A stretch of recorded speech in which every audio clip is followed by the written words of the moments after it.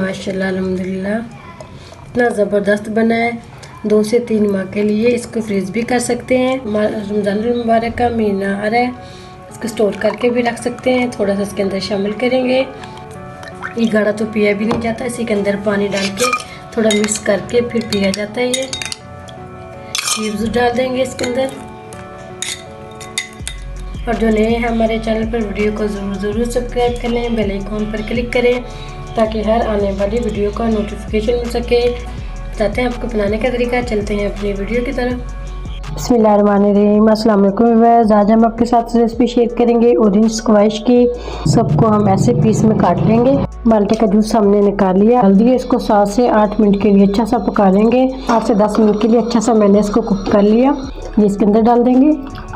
ये माशाल्लाह ये देखें, इसकी कंसिस्टेंसी ऐसी होनी चाहिए। हम लोग आपको दिखाते हैं।